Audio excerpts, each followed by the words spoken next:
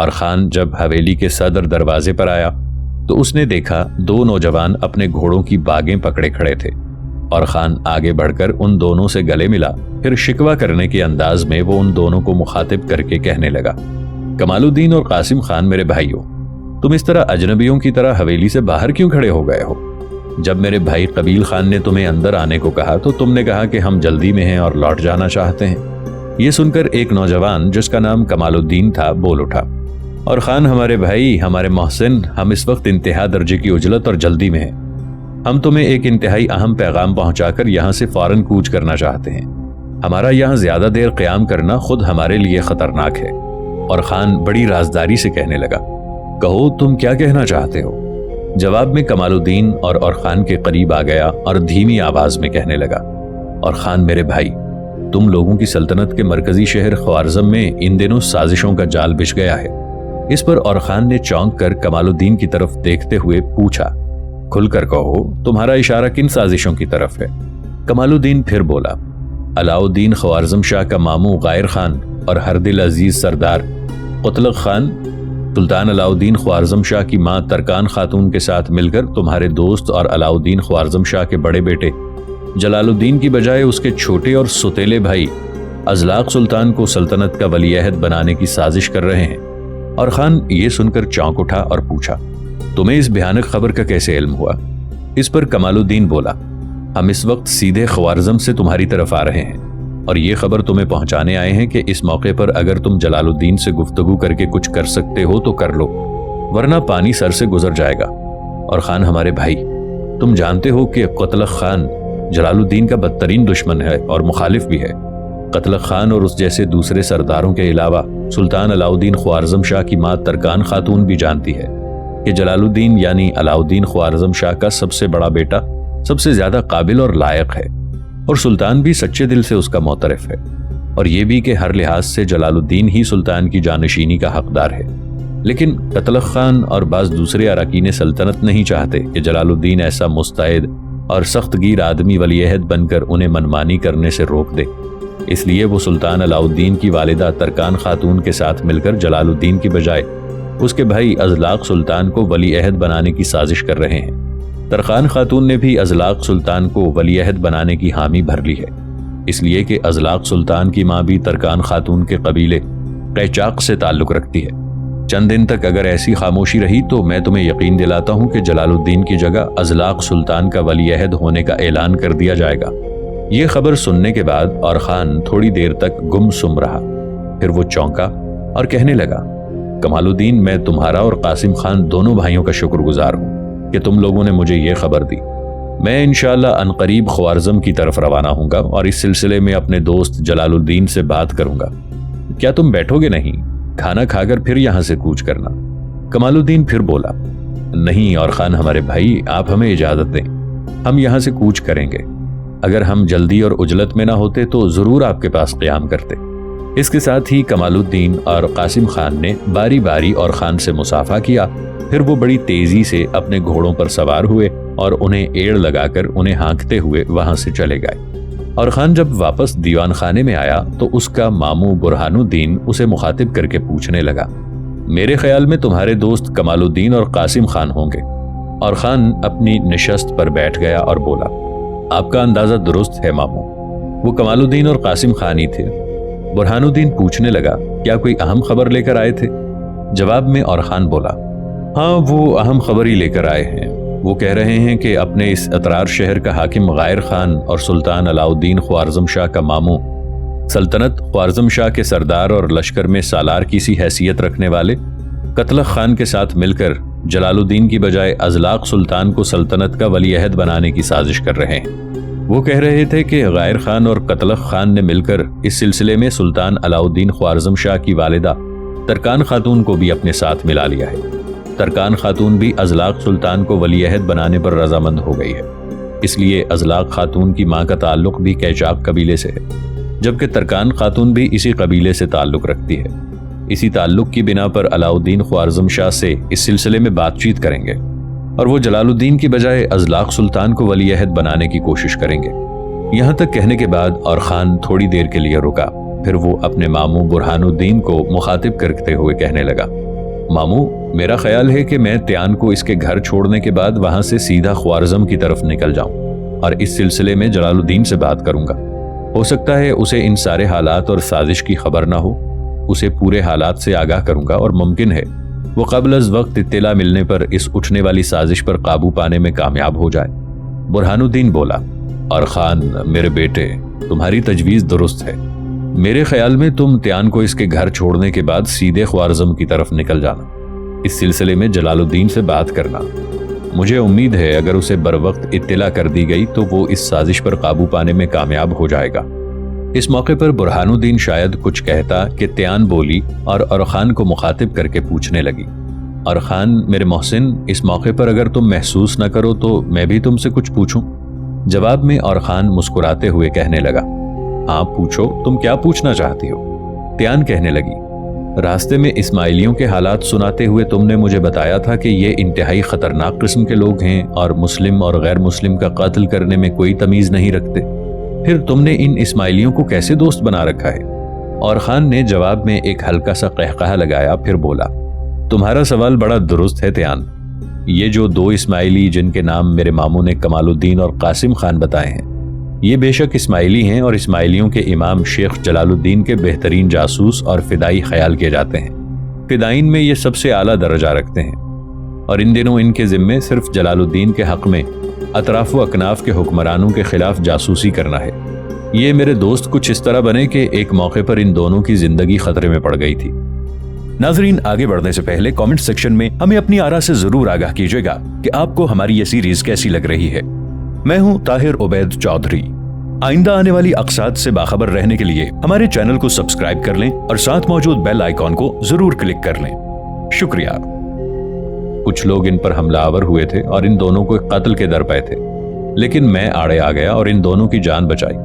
بس تب سے یہ میرے ممنون ہیں، مجھے اپنا محسن خیال کرتے ہیں، اور ہر وہ خبر جس میں میری بہتری ہو مجھے پہنچاتے ہیں، اور ہر وہ اقدام جس میں میرے نقصان کا خطرہ ہو اس سے مجھے پہلے ہی آگاہ کر دیتے ہیں۔ اور خان کا یہ جواب سن کر تیان مطمئن اور پرسکون ہو گئی۔ تھوڑی دیر تک وہ خاموش رہی، پھر دوبارہ پوچھنے لگی، اور یہ جو آپ لوگ جلال الدین اور اس کے بھائی ازلاق سلطان سے متعلق ولی عہد کی سازش کیے جانے کی گفتگو کر رہے ہیں، کیا اس سے متعلق بھی میرے لیے آپ لوگ کچھ روشنی ڈالیں گے؟ اس پر اور خان بولا، تیان، تمہارے لیے اتنا جاننا کافی ہے کہ ہمارے سلطان علاء الدین خوارزم شاہ کے 5 بیٹے ہیں۔ سب سے بڑے بیٹے کا نام جلال الدین ہے۔ یہ انتہائی قابل، بڑا لائق، جرت مند، دلیر اور شجاع ہے۔ اس کے علاوہ دیگر 4 بیٹوں کے نام ازلاق سلطان، آق سلطان، غیاث الدین اور رکن الدین ہیں۔ انصاف سے دیکھا جائے تو ولی عہد جلال الدین کو ہونا چاہیے، اس لیے کہ وہ قابلیت اور دانش مندی کی بنا پر بھی ولی عہد ہونے کا حقدار ہے۔ اس کے علاوہ سب سے بڑا بیٹا ہونے کی وجہ سے بھی اسی کو ولی عہد بنانا چاہیے۔ لیکن کچھ سردار، جس میں اس اترار شہر کا حاکم غائر خان بھی شامل ہے، جو سلطان علاء الدین کا ماموں اور ترکان خاتون کا بھائی ہے، وہ سلطان علاء الدین کی ماں ترکان خاتون کے ساتھ مل کر جلال الدین کی بجائے ازلاق سلطان کو ولی عہد بنانے کی سازش کر رہے ہیں، اس لیے کہ ازلاق سلطان کی ماں کا تعلق بھی اسی قبیلے سے ہے جس قبیلے سے سلطان علاء الدین کی ماں ترکان خاتون کا تعلق ہے۔ بس میں تمہیں تمہارے گھر چھوڑنے کے بعد سیدھا خوارزم جاؤں گا اور جلال الدین کو اس سازش سے آگاہ کروں گا۔ اور خان جب خاموش ہوا تو ہرما تیز نگاہوں سے اور خان کی طرف دیکھتے ہوئے کہنے لگی، اور خان میرے بھائی، تم میری بہن تیان کو ایک بات جان بوجھ کر شاید نہیں بتا رہے۔ اس پر تیان چونک کر ہرما کی طرف دیکھنے لگی، پھر بولی کہ وہ کون سی بات ہے میری بہن؟ ہرما چہکتے ہوئے بولی، وہ یہ کہ سلطان علاء الدین خوارزم شاہ کی ایک بیٹی ہے جس کا نام خان سلطان ہے۔ سلطان کی بیٹیوں میں جلال الدین کی طرح وہ سب سے زیادہ خوبصورت، سب سے زیادہ دانش مند، سب سے زیادہ عقل مند اور ذہین ہے۔ اس کی منگنی میرے بھائی اور خان سے ہو چکی ہے، اسی بنا پر میرا بھائی اور خان خوارزم میں اٹھنے والی اس سازش سے متعلق زیادہ فکر مند ہے، اس لیے کہ شہزادی خان سلطان اور جلال الدین دونوں ہی بہن بھائی ایک طبیعت اور ایک ہی مزاج کے مالک ہیں۔ اس پر تیان نے شکووں بھری آواز میں اور خان کی طرف دیکھتے ہوئے پوچھا، اور خان، جس وقت تم نے مجھے اپنے گھریلو حالات سے متعلق تفصیل بتائی تھی، اس وقت تم نے شہزادی خان سلطان کا تو کوئی ذکر نہیں کیا تھا، حالانکہ میں نے تمہیں اپنے متعلق تفصیل بتاتے ہوئے بتا دیا تھا کہ میری منگنی چنگیز خان کے بہترین سالار جبی نویان کے بھائی اونان سے ہو چکی ہے۔ تمہیں بھی مجھے مکمل تفصیل کے ساتھ شہزادی خان سلطان کے متعلق بتانا چاہیے تھا، اس میں چھپانے کی کیا ضرورت ہے؟ اور خان بولا، یہ کوئی اتنی اہمیت کی بات نہیں تھی، اسی بنا پر میں نے تم سے کوئی ذکر نہیں کیا۔ بہرحال شہزادی خان سلطان سے میری نسبت طے ہے، اور یہ نسبت خود سلطان علاؤدین خوارزم شاہ نے طے کی ہے، اس لیے کہ وہ خود اور ان کا بڑا بیٹا جلال الدین مجھے پسند کرتے ہیں۔ اور خان جب خاموش ہوا تو برہان الدین حرمہ کی طرف دیکھتے ہوئے کہنے لگا، حرمہ بیٹی تم اٹھ کر کھانا تیار کرو، دیکھو اندھیرا ہو چکا ہے، بھائیوں کو بھوک لگی ہوگی۔ اس پر حرمہ اپنی جگہ سے فوراً اٹھ کھڑی ہوئی، تیان بھی کھڑی ہو گئی اور حرمہ کی طرف دیکھتے ہوئے بولی، میں بھی تمہارے ساتھ چلتی ہوں۔ حرمہ اس پر رضامند ہو گئی، لہٰذا حرمہ اور تیان دونوں دیوان خانے سے نکل کر مطبخ کی طرف چلی گئیں، جبکہ اور خان، برہان الدین، قبیل خان اور تغرل خان وہیں بیٹھ کر آپس میں گفتگو کرنے لگے۔ 2 روز بعد جب برف باری تھم گئی تو اور خان تیان کو لے کر اس کی بستی کی طرف روانہ ہو گیا۔ اور خان اور تیان ایک روز کوہستانی آلائی اور کوہستان تھان شان کے درمیان تگان نام کی ایک بستی میں داخل ہوئے۔ تیان کے پیچھے پیچھے اور خان ایک حویلی میں داخل ہوا۔ دونوں آگے پیچھے اپنے اپنے گھوڑوں کی باگیں پکڑے ہوئے جس حویلی میں داخل ہوئے تھے اس کا دروازہ پہلے ہی کھلا ہوا تھا۔ جو ہی دونوں اس حویلی کے صحن میں آئے، ایک کمرے سے ایک بوڑھا نکلا۔ اس بوڑھے نے جب تیان کو دیکھا تو وہ شور کرنے لگا، بلداغ بلداغ، میرے بیٹے بھاگ کر آؤ، دیکھو تو کون آیا ہے۔ اس بوڑھے کے اس طرح پکارنے پر ایک نوجوان اس کے پیچھے پیچھے ایک باریش شخص بھی بھاگتا ہوا صحن میں آ گیا۔ تیان نے ایک دم اپنے گھوڑے کی پیٹھ چھوڑی، پھر وہ بھاگ کر پکارنے والے بوڑھے سے بغلگیر ہو گئی، اور خان صحن میں ایک جگہ رک گیا تھا۔ حویلی کے اندرونی حصے سے نکلنے والے تینوں اشخاص کو لے کر تیان اور خان کے قریب آئی، پھر وہ اور خان کو مخاطب کر کے کہنے لگی، اور خان، یہ جن سے میں گلے لگ کر ملی ہوں یہ میرے نانا بلقوت ہیں۔ یہ نوجوان جو تم میرے ساتھ دیکھ رہے ہو میرا بڑا بھائی بلداق ہے، اور یہ جو باریش شخص ہیں یہ میرے نانا کے استاذ نظام الدین ہیں، وہ مسلم رہنما جن کے ہاتھوں میرے نانا نے اسلام قبول کیا۔ پھر تیان بلقوت، بلداق اور نظام الدین کو مخاطب کر کے کہنے لگی، یہ آپ کے سامنے کھڑا ایک مسلم جوان ہے، اس کا نام اور خان ہے، اس نے میری جان اور عزت بچائی ہے۔ جواب میں بلقوت، نظام الدین اور بلداق نے آگے بڑھ کر بڑی خوش مزاجی سے اور خان کے ساتھ مصافحہ کیا۔ پھر تیان کا نانا بلقوت تیان کو مخاطب کر کے پوچھنے لگا، بیٹی ہم لوگ گزشتہ کئی دن سے فکر مند ہو رہے تھے، تو کہاں چلی گئی تھی؟ جواب میں تیان کہنے لگی، نانا آئیں پہلے دیوان خانے میں بیٹھتے ہیں، پھر میں آپ کو تفصیل کے ساتھ بتاتی ہوں کہ مجھ پر کیا گزری۔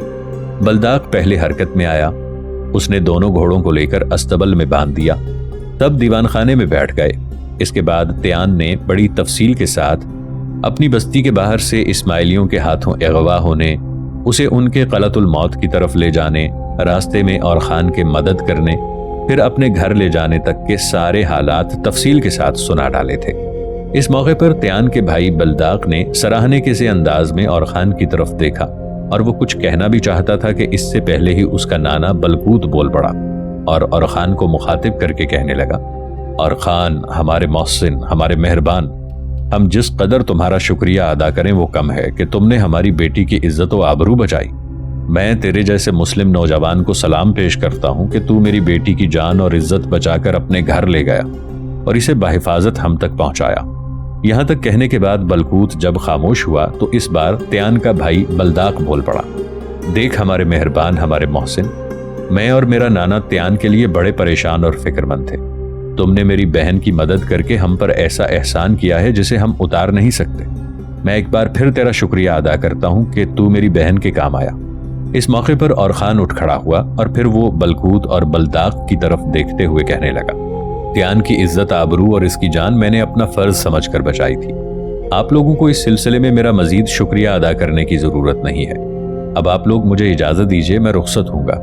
یہ سن کر تیان کا نانا بلقوت اپنی جگہ پر اٹھ کھڑا ہوا اور کہنے لگا، نہیں بیٹے، یہ کیسے ہو سکتا ہے؟ تم اتنی جلدی اجنبیوں کی طرح اس گھر سے کیسے اور کیوں رخصت ہو سکتے ہو؟ اور خان بولا، راستے میں میرے اور تیان کے درمیان یہ طے پایا تھا کہ میں یہاں زیادہ دیر نہیں رکوں گا، اور تیان نے بھی میرے ساتھ یہ وعدہ کیا تھا کہ وہ زیادہ رکنے پر اصرار نہیں کرے گی۔ وہ جانتی ہے کہ میرا ابھی اور اسی وقت یہاں سے کوچ کرنا اور یہاں سے نکلنا کتنا ضروری اور اہم ہے۔ इस पर बूढ़े बलकूत ने एहतजाजी निगाहों से नवासी त्यान की तरफ देखा। जवाब में त्यान बोली, नाना और खान ठीक कहता है, मामला ही इसके साथ कुछ ऐसा पेश आ रहा है कि इसे यहाँ से उजलत में रवाना होना पड़ रहा है, इसलिए कि इसे एक इंतहाई अहम काम की अदायगी के लिए ख्वारज़म शहर की तरफ जाना है। नाना, आप इसे जोर देकर ना रोकें। जिस काम के लिए इसने जाना है इसमें इसकी ही नहीं और बहुत से लोगों की बेहतरी है। ये सुनकर बलकूत हार मानने के से अंदाज में बोला, त्यान मेरी बेटी, अगर तू कहती है तो मैं इसे रोकने पर इसरार नहीं करूंगा, लेकिन तू ये समझती है कि इसका यहाँ से जाना इंतहाई जरूरी है तो फिर मैं इसकी राह नहीं रोकूंगा। बलकूत का जवाब सुनकर और खान और त्यान दोनों खुश हो गए। फिर वो अपनी जगह से उठी और खान को मुखातिब करके कहने लगी, और खान, यहाँ से रुखसत होते वक्त मुझसे एक वादा करो। हो सकता है अनकरीब मेरी शादी हो जाए, शायद हम दोनों बहन भाइयों की शादी इकट्ठी ही हो, लिहाजा हम दोनों बहन भाइयों की शादी होगी तो मैं एक कासिद को तुम्हारी तरफ रवाना करूंगी। वादा करो कि तुम अपने सारे अहले खाना को लेकर मेरी और मेरे भाई की शादी में शिरकत करोगे। और खान बोला, त्यान, जब वो वक्त आएगा तो मैं तुम्हें मायूस नहीं करूंगा, लेकिन इस वक्त आप लोग मुझे इजाजत दें। ये कहकर और खान खड़ा हुआ। बलदाक भी फौरन हरकत में आया और दोनों घोड़ों को वो अस्तबल से ले आया। इस मौके पर और खान बलदाक को मुखातिब करके कहने लगा, बलदाक, ये तुम दूसरा घोड़ा ले आए हो? बलदाक बोला, यकीनन ये घोड़ा आप लोगों ने ही त्यान को मुहैया किया होगा, ये आपकी मिल्कियत है, इसे आपको वापस ले जाना चाहिए। और खान ये सुनकर गहरे तबस्सुम में कहने लगा, बलदाक, जिस वक्त त्यान मेरी हवेली से रुखसत हो रही थी तो मेरे मामू, जिनका नाम बुरहानुद्दीन है, इसे अपने अस्तबल में ले गए थे और इससे कहा था कि बेटी, यहाँ से जो घोड़ा तुम पसंद करती हो ले लो। इसने मेरे जाती घोड़ों में से सफेद रंग का घोड़ा पसंद किया। ये मेरा सिधाया हुआ घोड़ा है। पहले से मेरे पास एक सफेद और एक सुर्ख और अब मेरे पास 3 घोड़े हैं। तीसरा, ये जो इस वक्त तुम्हारे सामने स्याह रंग का खड़ा है, यही घोड़ा था जो मैंने अतरार शहर के कोहिस्तानी सिलसिले से पकड़ा था। अब ये सफेद रंग का घोड़ा त्यान ही के पास रहेगा, क्योंकि इस घोड़े को मेरे मामू ने त्यान को तोहफे में दे दिया था। इसके साथ ही और खान ने आगे बढ़कर स्याह रंग के उस जंगली घोड़े की बाग पकड़ ली। इसके बाद उसने बारी बारी बलकूत, बलदाक और निजामुद्दीन से मुसाफा किया और एक अलविदाई सी निगाह उसने त्यान पर डाली। घोड़े को लेकर वो हवेली से निकला। इस पर सवार होकर वो वहां से रुखसत हो गया। एक रोज सुबह ही सुबह और खान ख्वारज़म शहर की कसरे शाही के सामने नमूदार हुआ। कसरे शाही का एक गुलाम कसर के सदर दरवाजे की तरफ से भागता हुआ और खान के पास आया और खान को उसने बड़ी इरादतमंदी से सलाम किया। फिर उसके घोड़े की बाग पकड़ते हुए कहने लगा, मोहतरम व अजीज और खान, आप कब और किस वक्त ख्वारज़म में दाखिल हुए? और खान अपने घोड़े से उतर खड़ा हुआ और गुलाम से मुसाफा करते हुए कहने लगा, मैं अभी अभी आया हूं और एक इंतहाई अहम काम के सिलसिले में मैं जलालुद्दीन से मिलना चाहता हूं। इस पर वो गुलाम बोला, मैं आपके घोड़े को अस्तबल में बांधता हूं, फिर मैं आपको शाही मेहमान खाने में बिठाकर जलालुद्दीन को आपके आने की इत्तला देता हूं। और खान चुपचाप उस गुलाम के पीछे हो लिया। उस गुलाम ने और खान के घोड़े को अस्तबल में बांध दिया और खान को इस शाही मेहमान खाने में बिठाया और खुद वहां से निकल गया। जिस कमरे में और खान बैठा था, थोड़ी ही देर बाद उस कमरे में और खान की मंसूबा और ख्वारज़म की शहजादी खान सुल्तान दाखिल हुई। जिस कमरे में और खान बैठा हुआ था, उस कमरे के दरवाजे पर वो रुक गई और खान को देखने लगी। उसकी पुश्त उस लम्हे दरवाजे की तरफ थी। शहजादी खान सुल्तान थोड़ी देर तक दरवाजे के पास खड़ी रही और बड़ी महवियत, बड़े रुझान से वो और खान की तरफ देखती रही। उसके लबे मेगों पर अनोखी मुस्कुराहट, उसके रुखे गुलमगों पर एक नादीदा खुशी बिखरी हुई थी। कामत में वो खुरमा के शीरीं शजर जैसी दराज कद, मोहब्बत के सपनों लाले बदख्शां जैसे खूबसूरत, हरे बैद की शाख जैसी नाजुक, खुशबुए उरूसा, तिलिस्मात की दुनिया जैसी खंदा और अपनी जात में वो चश्मे साहिर की सी सहर अंगेजी रखती थी। शहजादी खान सुल्तान थोड़ी देर तक उस कमरे के दरवाजे पर खड़ी रही और खान को देखती रही। फिर अपनी मुतरन्नम और शीरीं आवाज में बोलते हुए उसने कहा, क्या मैं अंदर आ सकती हूँ? खान सुल्तान की आवाज सुनते ही और खान अपनी जगह पर उठ खड़ा हुआ।